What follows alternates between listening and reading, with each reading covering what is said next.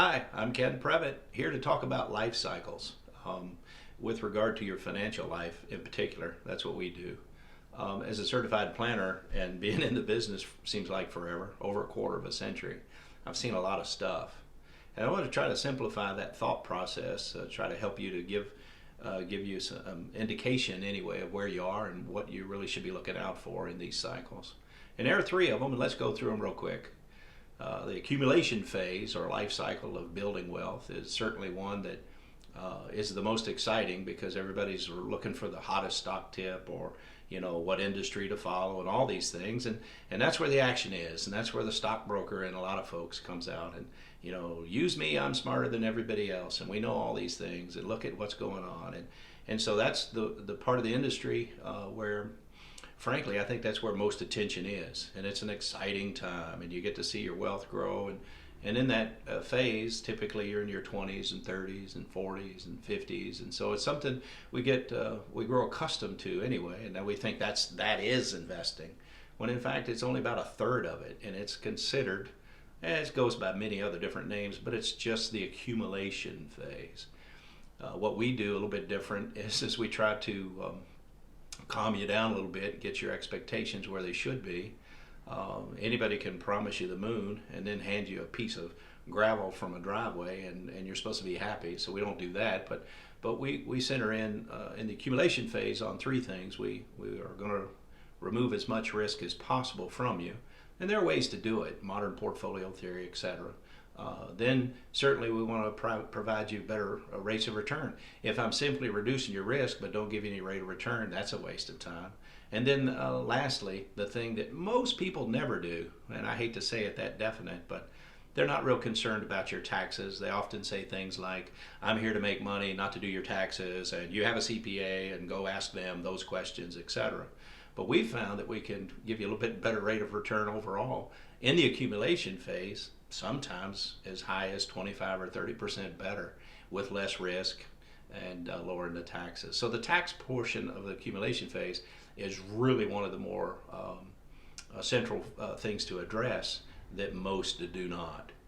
Then moving on, as you get a little older, we get into what's called the distribution phase by some, or the income distribution phase, or gee whiz, I don't work anymore and I've got this nest egg and now I'm going to start cracking eggs, right? So it's the time where you're trying to rely on that investment to provide you a lifestyle. You've got perhaps not a mortgage anymore and things like that, but Social Security may or may not be much for you, and you may or may not have a pension, and so there's all those confusing things that need to all come together in a proper plan with protocols that would get you really a smooth glide path. I like to use that word, glide path.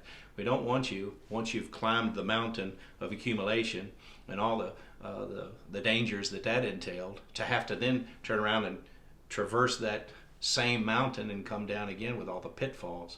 We want to do something we call here guaranteed income for life. That's done with private pensions and then pairing that up with Social Securities and any other pensions you may have, and etc.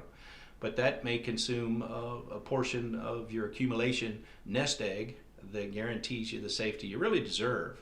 So if you're in accumulation phase and then you think you're going to flip a switch and take 3 or 4% off of this same portfolio and get through there, you'd be sadly mistaken. We do see white papers that are flooding the markets now that are doing the history, and they say that if you have 3 negative years in the first 10 years of your retirement in the market, that you most certainly go broke within 11 to 15 years. In other words, your nest egg is gone. And that's just based on fact and historical cycles. And so we desperately try to prevent that. And if you're one of our clients, you will. So we're going to go ahead and get you a protected income or a guaranteed income for life. So then there's the third phase, which is, I guess of all three of those, it's probably the thing which personally I like most. It gets involved in the granular understanding of who you are, even to the depths that most of your family members may not be privy to. So that's things like taking care of long-term care needs. I think statistics tell us that most of your medical expenses that you will ever incur in your entire life come in the last 2 years of your life.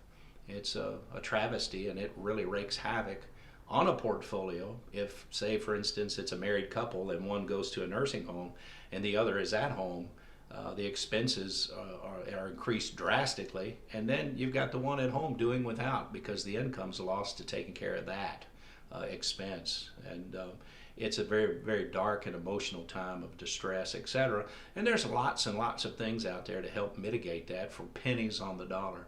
So we really make sure that your health is taken care of, and any health care needs are also offset pennies on the dollar, so that we don't suffer a catastrophe financially and pull both people down into poverty. That's never a good idea.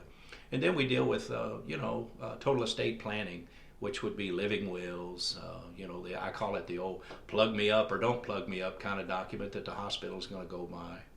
Wills, if you have a simple estate, you want to leave it to maybe your kids or something, jot that down. That's got to be in a document to soothe the arguments that take place among the 2 or 3 kids arguing over who gets the old VW Beetle when you die. And then often those who have quite a financial portfolio, even of real estate, etc., it's best to maybe have a trust document or two in your portfolio of legal documents that will basically take over for you when in fact you can't. And it's a real neat estate planning tool as well. So we call that the legacy phase. We don't live forever in this world anyway. And so I had one client that said he was going to spend most of his money before he got to the nursing home so that his kids would have to take care of him. And if that's what you want to do, good luck. Kids have their own problems financially, etc. But what we like to see is that no matter what happens to you, you're in good shape. So those are the 3 cycles of financial life: accumulation, which is where all the the shootouts on the OK Corral and all the sexy investments are talked about so much, and really the news medias eat up with it as well. So they do. But then the distribution phase, which has to be taken very, very, very soberly. And then the legacy phase, sprinkling the wealth that you've been able to accumulate to people and places and things that you really want to make an impact with. Leave a legacy. Why not? We can do that for pennies on the dollar as well. Again, thanks for listening. I'm Ken Previtt.